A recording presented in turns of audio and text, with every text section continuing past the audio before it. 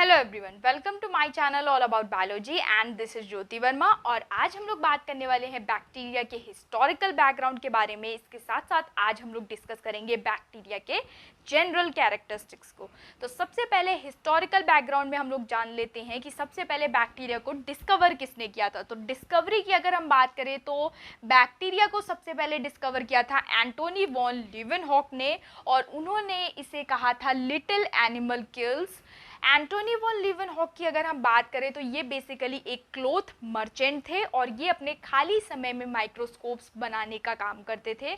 इन्होंने एक simple microscope design किया था जिसकी हेल्प से इन्होंने बैक्टीरिया को सबसे पहले देखा, और इसका जो ऑब्जर्वेशन था ये बेसिकली लेटर के फॉर्म में अपने डिटेल्ड ऑब्जर्वेशन को रॉयल सोसाइटी ऑफ लंदन को भेजा करते थे। तो इसलिए इन्होंने सबसे पहले बैक्टीरिया को ऑब्जर्व किया, बैक्टीरिया को देखा। इसके अलावा अगर हम बात करें टर्म की, तो ये जो प्रॉपर बैक्टीरिया टर्म है ये दिया था एहरनबर्ग ने। इसके अलावा रॉबर्ट कोच की अगर हम बात करें तो रॉबर्ट कोच का एक बहुत ही ज़्यादा इम्पॉर्टेंट रोल रहा है बैक्टीरिया के फील्ड में। इसके अलावा उनका बहुत ज़्यादा इम्पॉर्टेंट रोल रहा है माइक्रोबायोलॉजी में भी। सो रॉबर्ट कोच ने सबसे पहले बैक्टीरिया को कल्चर किया था।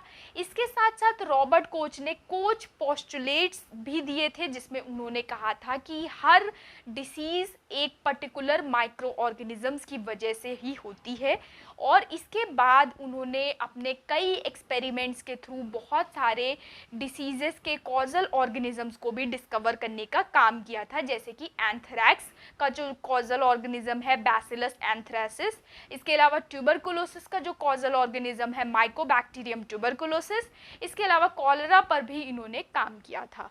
और अगर हम रॉबर्ट कोच की बात करें तो इनके काम के लिए इन्हें नोबेल प्राइज़ भी दिया गया था। इसके अलावा अगर हम बात करें एंटीसेप्टिक सर्जरी की, तो जो एंटीसेप्टिक सर्जरी का कंसेप्ट है वो सबसे पहले जोसेफ लिस्टर ने दिया था। इसके अलावा अगर हम बात करें लार्जेस्ट बैक्टीरिया की, तो लार्जेस्ट बैक्टीरिया है थायोमार्गरिटा नैम्बियंसिस। ये बहुत ही ज़्यादा इम्पोर्टेंट यहाँ पर पॉइंट है।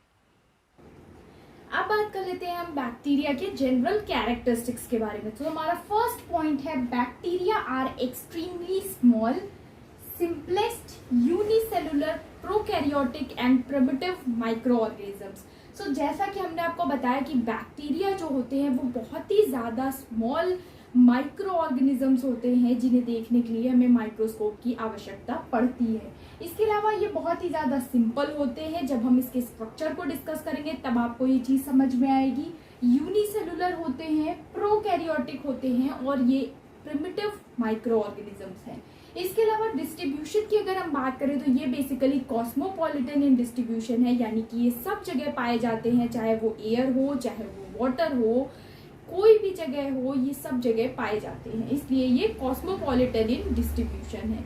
इसके अलावा they may be spherical, elongated, rod like और स्पाइरल इन शेप। बैक्टीरिया के शेप की अगर हम बात करें तो बैक्टीरिया आपको अलग अलग शेप्स में देखने को मिल सकता है, इस पे हम सेपरेट वीडियो में डिस्कस करेंगे।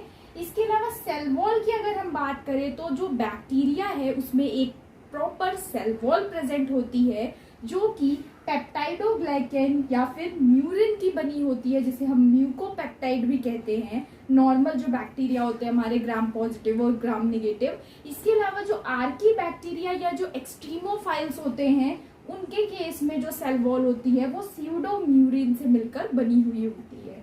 इसके अलावा some bacteria have surface appendages like the flagella, pili and fimbriae.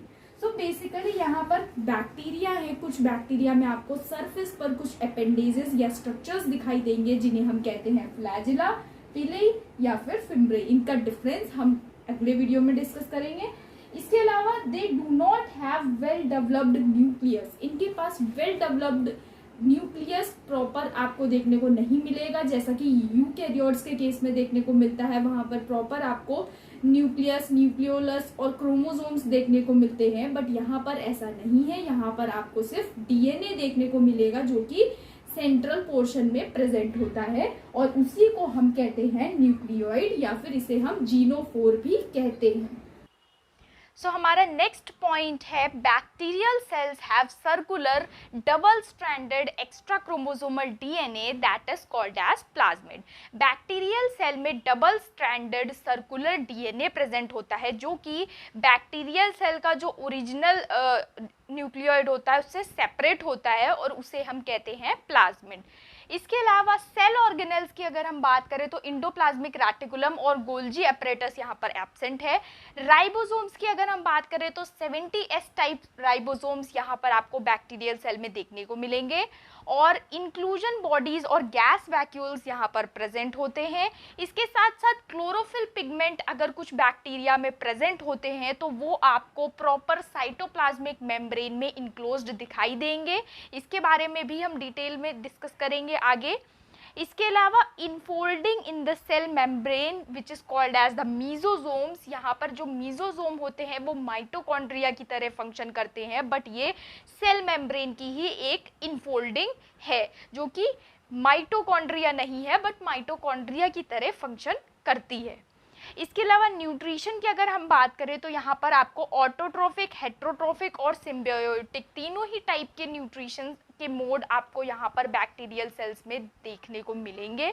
और रिप्रोडक्शन की अगर हम बात करें तो वेजिटेटिव रिप्रोडक्शन, एसेक्सुअल रिप्रोडक्शन और जेनेटिक रिकॉम्बिनेशन जिसमें क्या आता है आपका ट्रांसफॉर्मेशन, कॉन्जुगेशन और ट्रांसडक्शन, ये सब आपको बैक्टीरियल सेल्स में देखने को मिलेगा। सो ये थे बेसिकली जनरल कैरेक्टरिस्टिक्स बैक्टीरिया के।